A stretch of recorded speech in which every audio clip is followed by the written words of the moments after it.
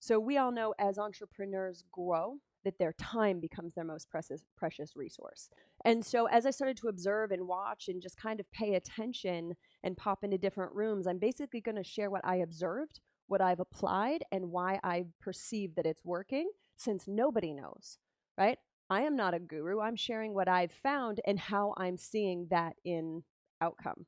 At the beginning of December, there was only 3,000 subscribers. Now they're at almost 2 million. Okay, so when you look, and that's iOS only, Apple only. It's like there's a book called The Tipping Point, and this is what that book talks about all the time, right? It's the same that was for Steve Jobs. It's timing more than anything. Steve Jobs was in the right place at the right time to study computers in the environments he was in, the access he had. And so for me, Clubhouse, it was their timing. If this would have come out a year ago, it wouldn't have worked. So it was just the right time. And who would have guessed audio only when everyone's been saying video, video, video? So, especially as an influencer or someone with experience like you, then for you to jump on and say, hey, I've got 15 minutes to answer your money questions or how to build wealth. And you put the timeline in the topic, and I'll share that in a minute. So the thing is, you're waiting at the dentist's office, you're waiting at the post office, and you've got 30 minutes. You come in and add value, and then in your bio is your offers. And that's the thing. I found that no selling is required, and that's what I'm going to show about. So, what is Clubhouse? The founders say it's a new type of social product based on voice that allows people to talk, tell stories, develop ideas, deepen friendships, and meet interesting new people around the world. It's what masterminds and conferences have always done, but people couldn't go or do those this year. So what I say Clubhouse is that it's the most exciting platform to hit the market for people who love to consume podcasts, audiobooks, masterminds, and desire resources in real time. I don't want to watch a video of something you researched 6 months ago because we live in a technologically evolving society. So this is in real time what people are trying, right? And you know it because you can hear it and they're discussing current events. So what you need to know, how to create your bio, choosing your handle, why it matters versus just using your name, finding your community, collaborating with experts and colleagues, starting your own stage, applying for your own group or club, and how to build your audience organically. So, creating a bio that is clear, supports growth, and helps your audience find you. In your bio, every word you use right now is a keyword. So if there's people you're like if I'm Christina Wise searching money topics, you don't say, you might just say, if you like Dave Ramsey, blah, blah, blah, blah, blah, then follow my pages. Because then right now their keywords are going to indicate that. So, and that's something that for me has been making all the difference. As algorithms change, that will change. This is current as of whatever the date is today, the 11th or something. What would your audience be searching for? So here's what's going to happen as the algorithms change. Right now, all the keywords from your bio are in the search words, but handle takes priority. So if someone goes to search psychedelics, psychedelic is still going to be in the top 3. So by having a handle that if someone's searching for me, they might search like burnout or something like that, but they're more likely going to be like, I'm interested in psychedelics. And most people are putting their names as their handle right now because that's what we've done on Instagram, or for branding, I want to get the same handle as my other social medias. That doesn't matter on this platform because you're not searching by handles. You're searching and your name is showing anyway.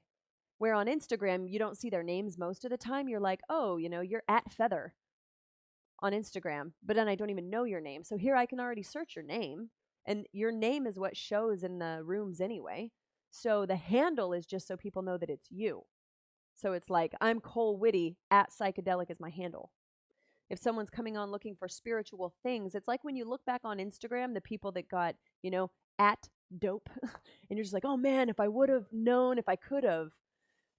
And because it's because you have so much space for a bio, it's not like Instagram where you only have 3 lines, so people can really find you. Your bio is everything, and in this platform, emojis are cool. Emojis are a good thing, all right? This is part of being able to exhibit emotion and personality of what resonates for you. So if you look on mine, one, you see the brighter profile picture background because in larger rooms, it's easy to get lost in all the colors. And I just took a screenshot of this. Ta got on last night with Idia and actually Santos and did support group for spouses of addicts because I'm on it all the time. But see how correct. See how Idia's background, my background, most people, it's going to be like our friends down in the corner. And so that gets lost. If there's more than 12 people, people are staring at their phone, right? And so they see pictures and they're curious because it's all new. They're in a learner's mindset right now. So a strong bio includes these sections in mine. Edit it as you see fit. This is just a framework.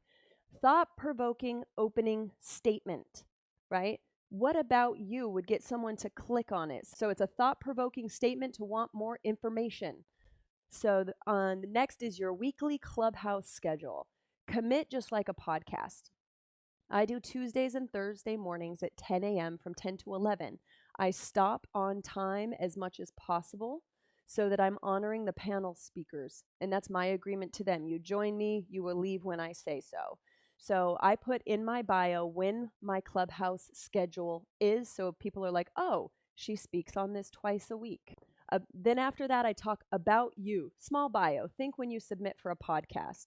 Small little bio about you. Your mission and social proof. So I'll say, as heard on podcasts like Kyle Kingsbury, or, choose your top 5 sources. Doesn't have to be podcasts. Those are just the best ones for me.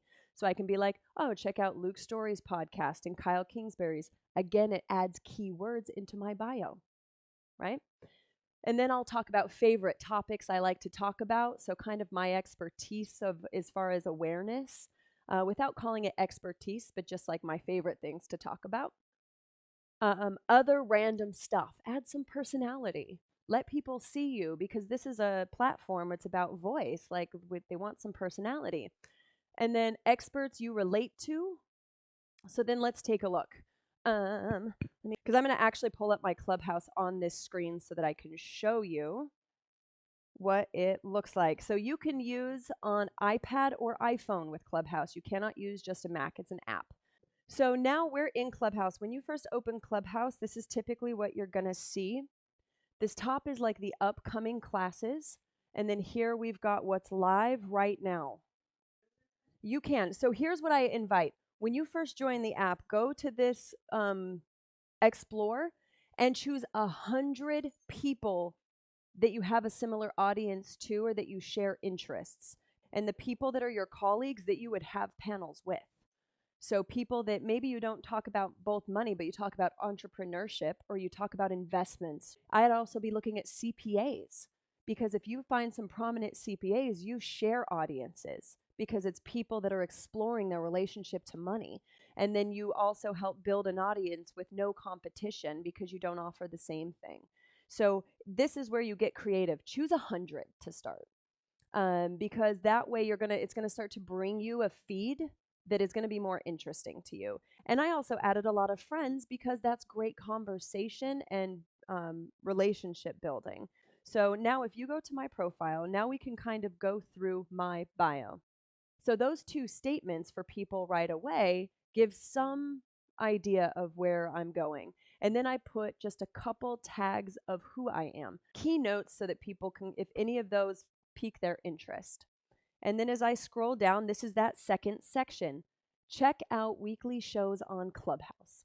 So now this says, Tuesdays and Thursdays, 10 a.m., Wednesdays at 4, because right now there's no way to view all the stages I'm speaking on ahead of time.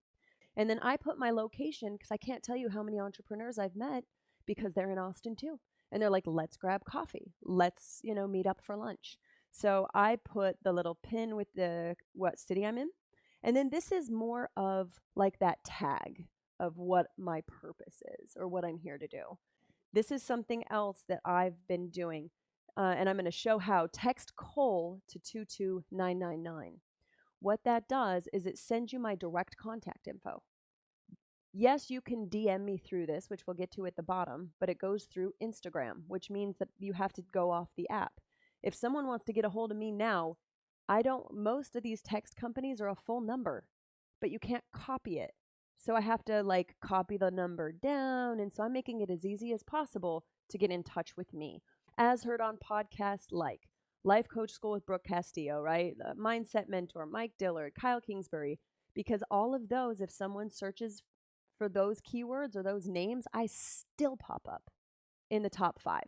And since there really aren't algorithms yet, then it's basically an open market right now. So now is the opportunity. And as things change, we'll adjust accordingly. But this is where it is right now. And then I go into my fave topics to go deep. So that if someone wants to come and talk to me about something, they'll be like, oh, I love talking about addiction. Can we do a panel? Done. I'm making it easy for someone on Clubhouse to have a conversation with me.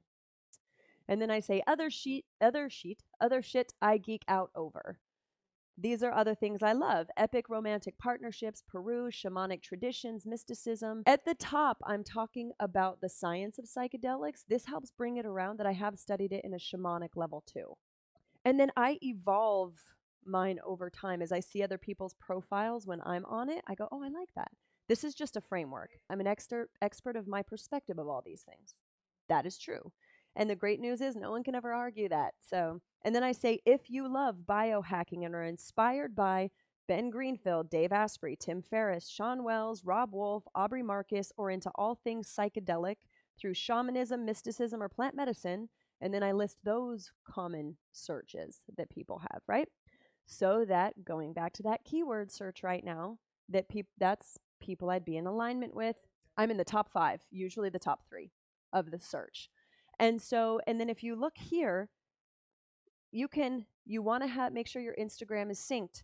If someone wants to message me, they go to Instagram to message me and they DM you. So that's where they're going to message you, right? And some people connect their Twitter or whatever. If you want to be reached out differently, you need to put it in your bio. So the people that are coming to my profile the most, and most of my traffic is coming from Clubhouse now, is women between 35 and 45, and men are not that far behind. So now I know, right? So that's going to help me with my content on Clubhouse on who seems to be drawn to me.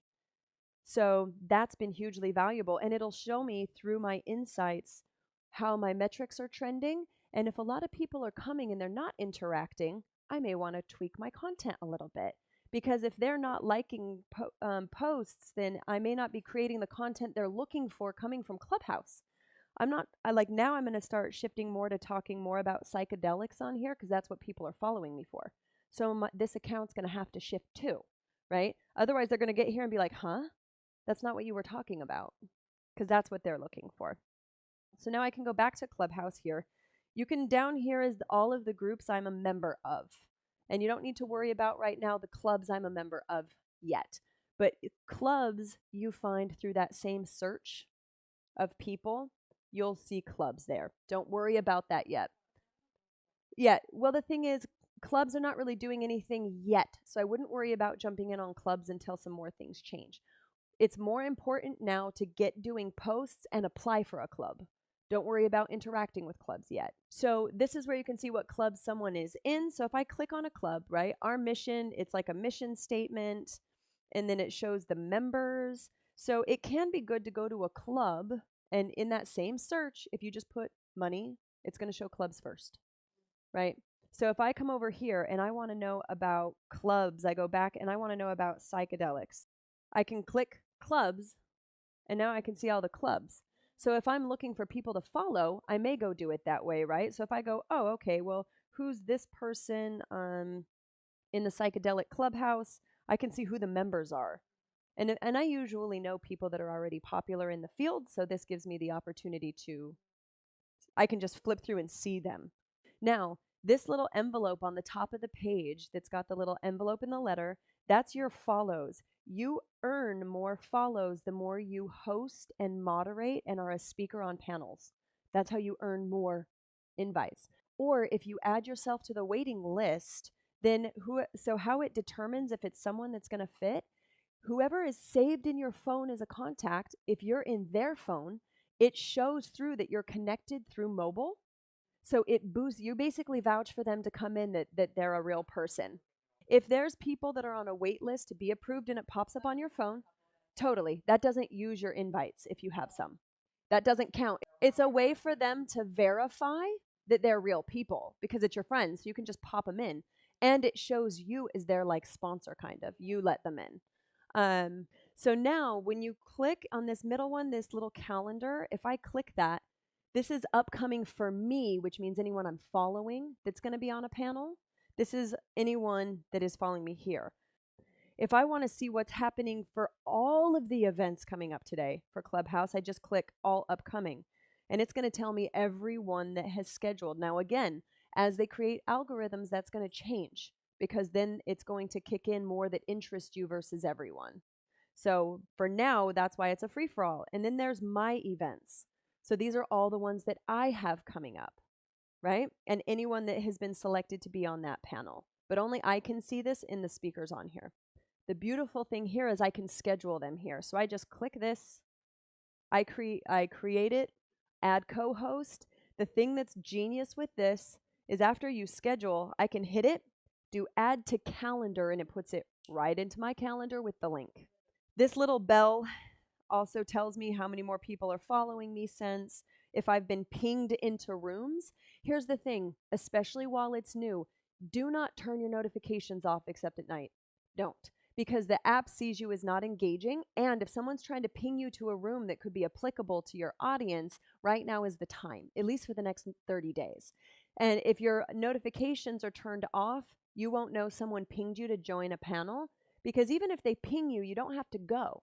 But this is right now is the opportunity. If you need to turn your notifications off on your phone because you're working fine, or put it on silent, do not turn your pings off right now, because this is what's building credibility, is what we do for the next 30 days, especially, and leading up until this comes out of beta and that they can serve Android. So it's kind of like committing to the next 90 days is going to be the people that are the influencers on the new platform. So that's just a little bit of the apps, and they want this to be the most authentic app that or social media network, which is why you've got Grant Cardone and some of these big names on there. And here's the thing, people are drawn to go to the big rooms.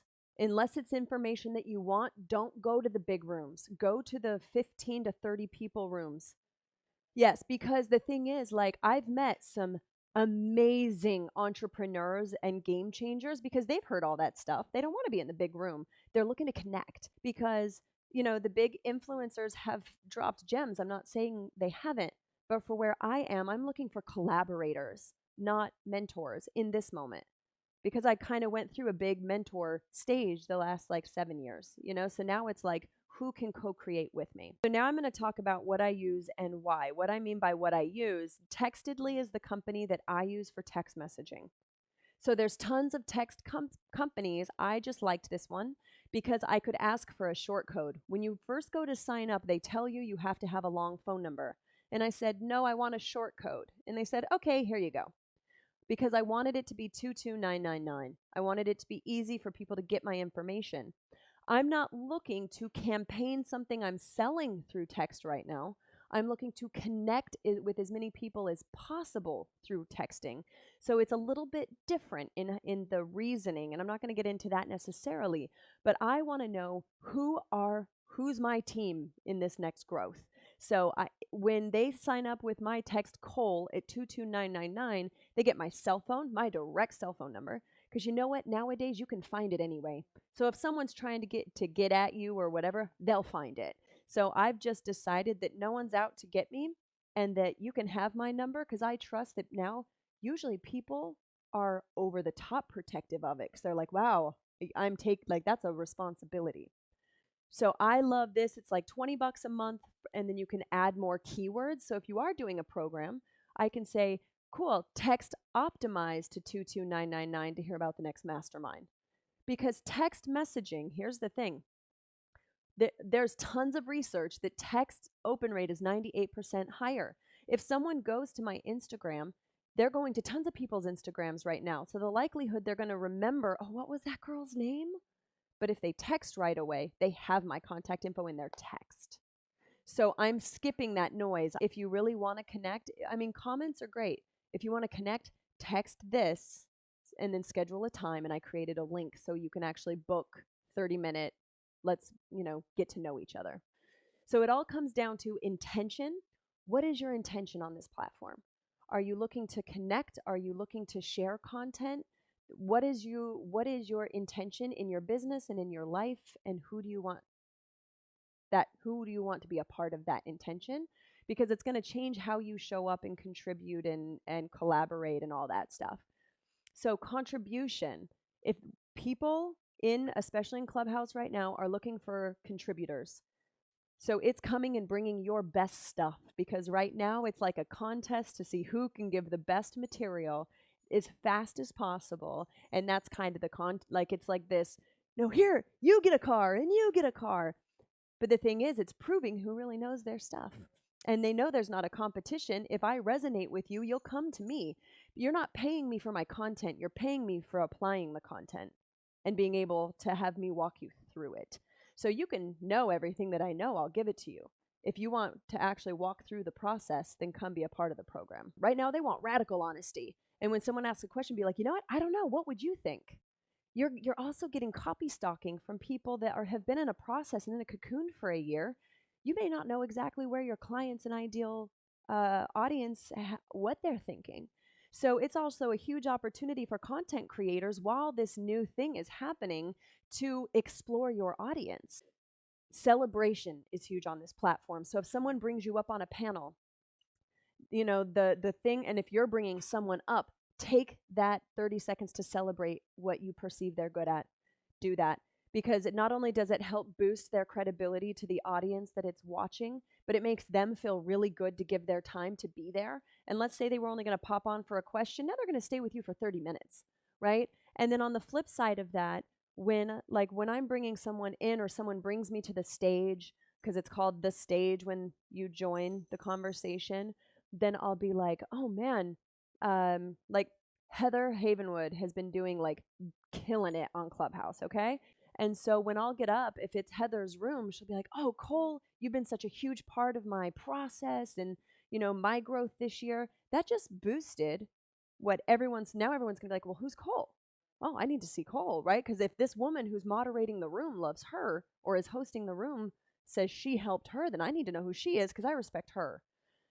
It's like these networking things that we know, but it's just important to be like, that's the difference here, is people recognize that, and it's becoming a standard. And I believe it must be the standard in order for this to be a collaboration versus a competition. So, and then consistency is key for building right now. Even if you pop in every day for 30 minutes, put it on your calendar. And even if you don't know what you're going to talk about, you say, hey, my name is Christina Wise, and I am, I'm a wealth coach. Come in with your best questions. I got 20 minutes. I'll take the first 3.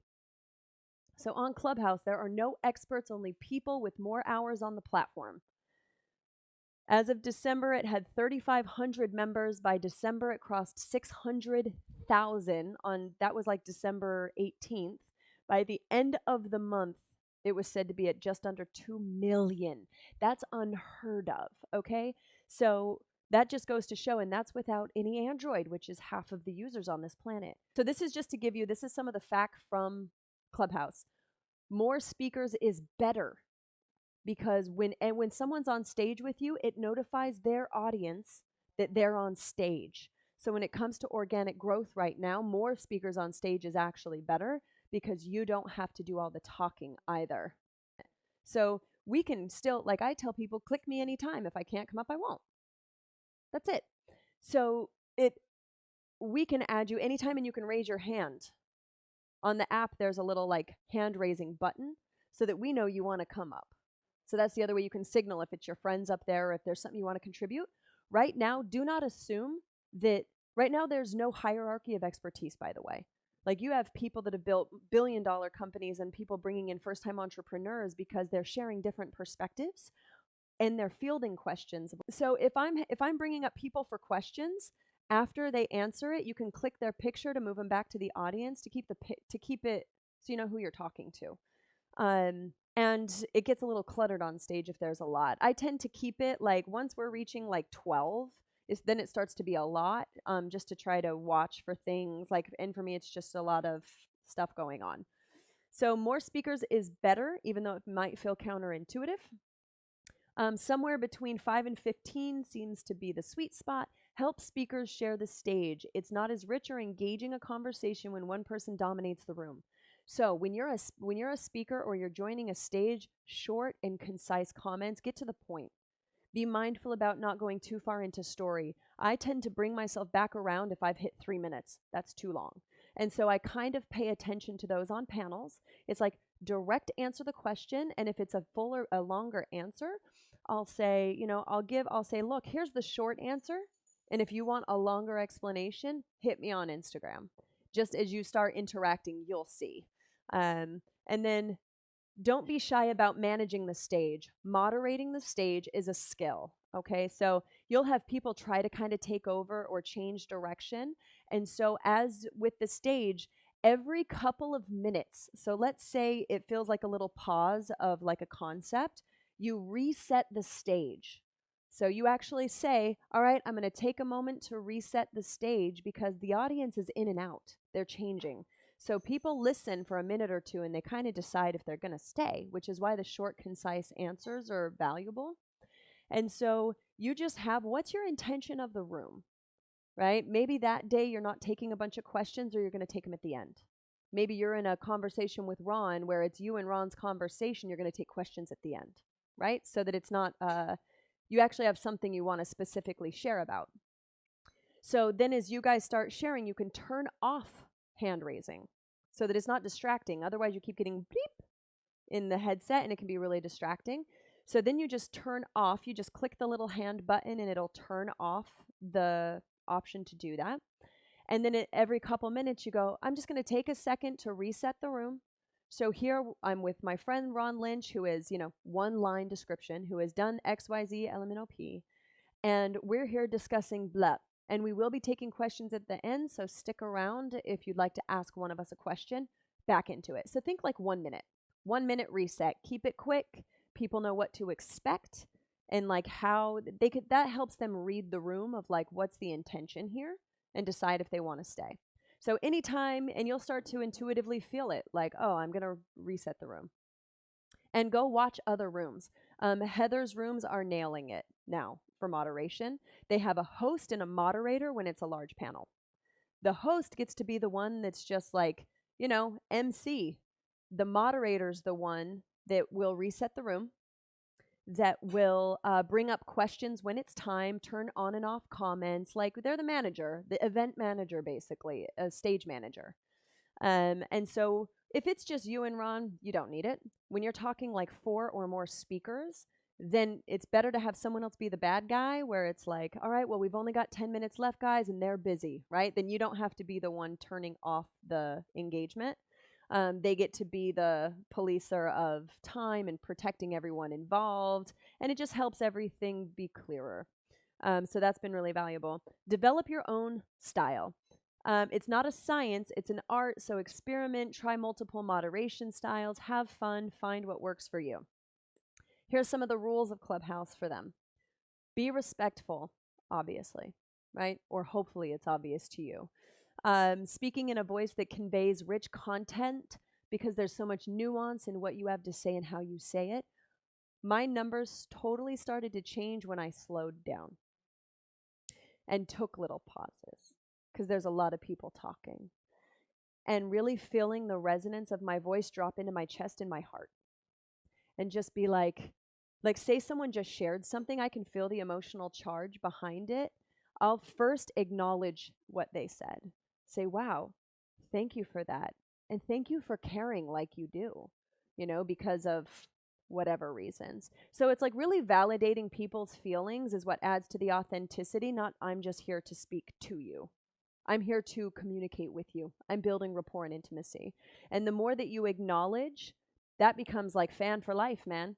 And especially because I'm working in psychedelics and potential cultural appropriation and racism, a lot of very itchy subjects for a lot of people. I'll listen to someone and I know where it's coming from and they don't know me. So it's not a personal thing against me. And so one woman yesterday, after she shared her perspective, I said, yes, you're absolutely right. And what I've found through my process of really working through this problem is X, Y, Z, and I can clearly see how much you care, and thank you for caring. because we do need that, right? And so I validate them so that we can actually have some of these challenging conversations, right? Where there are imbalances of economy and socioeconomics. And this is a big convergence of a lot of cultural dynamics. It's an opportunity for a platform to actually discuss them from people that are very different.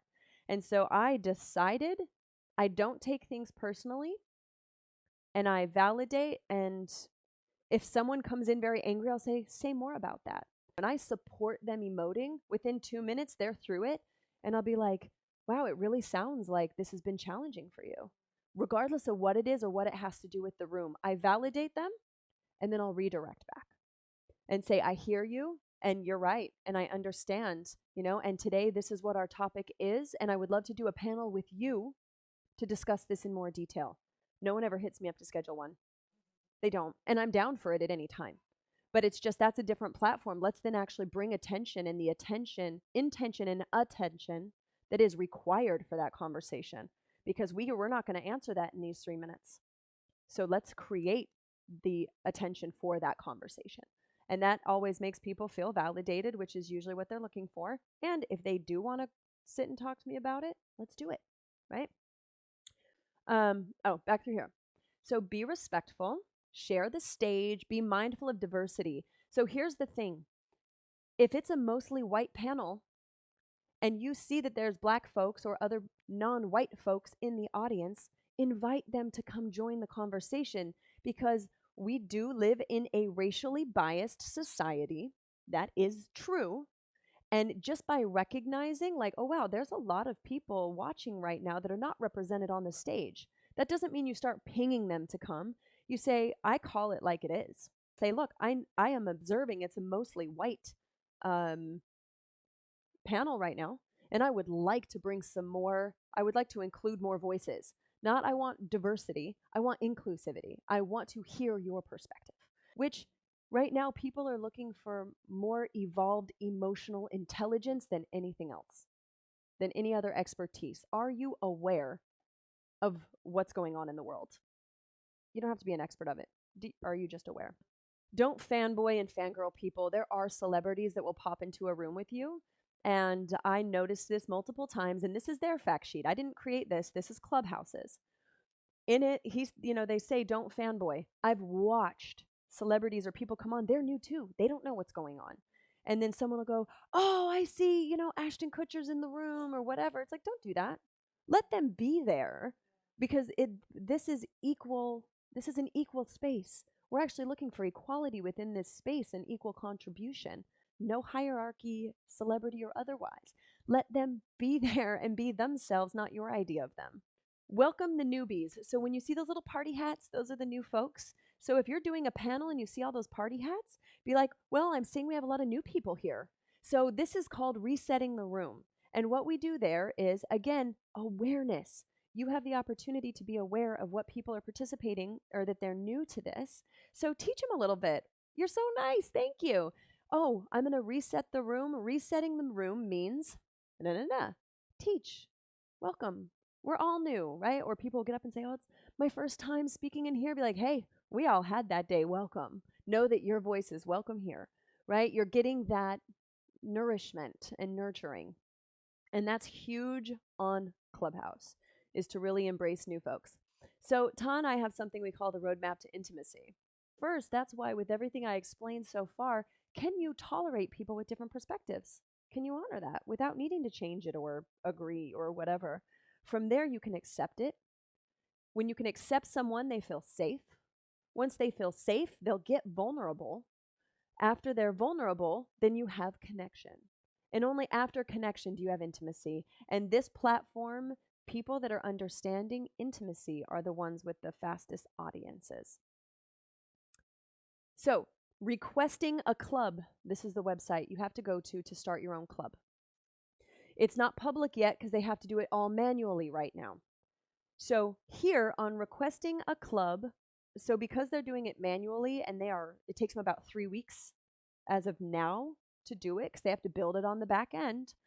They do not prioritize it until you've got 2 or 3 weeks of regularly starting a room to show that you're a content creator, because they don't have manpower, right? So they want to make sure you're contributing And then you get priority in creating a club for yourself. Get 2 weeks under your belt, submit for a club. But they are in time, the club is how they're going to help creators monetize. Whether it's either you can create a live event where everyone can pay to be at it within the club, or they have to pay to be in your club. So here's what I invite you to do today. Go into your app, start a room, name your room. I am new here. What is your top 3 tips for Clubhouse? You will have all these people jump in to start teaching you, and they'll show you everything you want to know, and you can ask questions. But what it does is it starts to build your rapport and getting used to it. This is the best way to start getting acclimated to it. And you're coming in as the learner. No. And everybody's new. Oh, so social means only your friends can see it. Open means anyone can see it. Open it to anyone, because that's where you're going to find more community and who's connecting with you. And then you say, who are your favorite people to follow? They'll save all your time. I had a guy on the other day that he said, I hopped on Clubhouse and said, hey, where are my CPAs? I don't know. I would like to know how to do blank with my blank. And within a couple minutes, he had multiple CPA accountants on there just sharing, do this, do this, do this, do this. If people are talking, check in with yourself. Am I wanting to say something? Am I wanting to be heard, or am I trying to contribute? Come from the contribution. How can you serve the audience listening? So if I'm hearing podcasters share something, then I might go, wow, no one's mentioned this. I thought everybody did this, and my audience loves that I do this. I might chime in and go, hey, I'd love to share my perspective. One thing that I hear on Clubhouse that drives me insane, and it is noticeable that people are lacking confidence, is when they'll go, oh, I'm sorry, I don't want to take too much time on a panel. Don't do that. Whether you're coming up for a question or otherwise, do not apologize for taking the stage. If you raised your hand and they bring you up, don't rush your time. Even if there's 2,000 people in the room, because it's Grant Cardone, and you're asking him a direct question, slow down even more and be direct. And so I notice people a lot of times that they'll be sharing really like amazing info, and then they'll go, oh, I'm sorry, I don't want to take too much time. And it it ruins it in some way. Like, it cheapens it, because it was like, I was with you, and now you just diminished your value to me. And it just kind of like, womp womp. Like, don't apologize. Thank people. Thank you for your patience, guys. I know that was a kind of a long-winded answer, but I hope that helps. Acknowledge people were patient, or if it was long, there are times I'll go on this like 5-minute, but it was all really valid. And I'll just be like, whew, thank you guys. That was a lot more than I thought. And that's it. Move on. That just stops it, And like, we don't need to do that. So you can find me on Clubhouse. That was my 30-minute, 10-minute conversation. But so this is the thing. It's really just about getting in there. So the biggest mistakes that I feel that I see is people not just starting. They watch, they observe. Right now, everyone's new. It's perfect to stumble through it, because everybody knows, like, we're all figuring this out right now. Not listening. Bulldozing other speakers when they're talking, wait. And at the same time, you have to exert yourself at the same time. So you can't wait forever. There's might not be space for it. The not having the bio is a misstep, because you're already spending time there. Your bio is how people know what you're about. So the bio is critical. Having a picture that catches some sort of attention isn't an issue, but it's noticeable when it's not present. So other than that, there's not really mistakes aside from, like, don't be a dick. You know what I mean? Be considerate. And it's like, if I've been talking and I notice new people just entered the room, I might just like welcome the new people, right? It's like, you have enough experience and stuff. There's not going to be anything you're going to do wrong. The other thing is muting your mic anytime you come to stage. So when someone adds you, you're unmuted. So you have to mute. It is. And the moderator can mute you, but if they've got a lot of people, it's so much to try to find who's the person that's unmuted. It's like in a Zoom call where you're like, crap, who is it? Right? So just get in the habit of muting yourself. And if you hear background noise, just saying, hey, someone's unmuted, can you mute? The last tip, when you're on stage, there's the microphone for mute. To give an applause, you just blink it. And the little flashing microphones is like, amen, hallelujah, yes. Like that's how they're affirming that they're listening.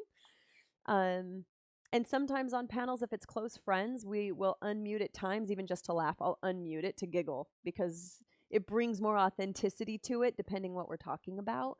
But then I mute it again, which is funny to unmute to laugh and then mute it again. But then you're not getting all the background noise, air conditioners or heaters or car noise or whatever. So it's just better to stay on mute. So I also talk about how to record. All right. And this I have another video. I'm going to have to teach the semantics of it. But as far as what equipment, there's only one rule when it comes to recording on Clubhouse, and that's consent. So you have to have written consent from whoever is going to be on the show.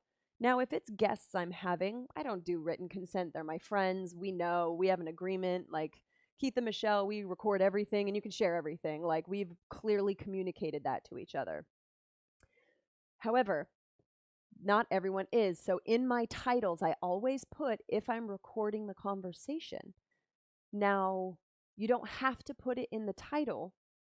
And everyone's ruling from such a place of, I want to be fully transparent. I am recording this. Even if you're not coming up on stage energetically, I want you to know that I am.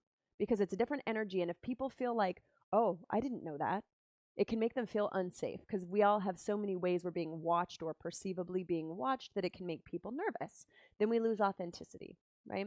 And so I put it in the title every time I'm going to record it. And then the equipment I use is basically what I have right now and most podcasters already have. So this is the equipment that I use.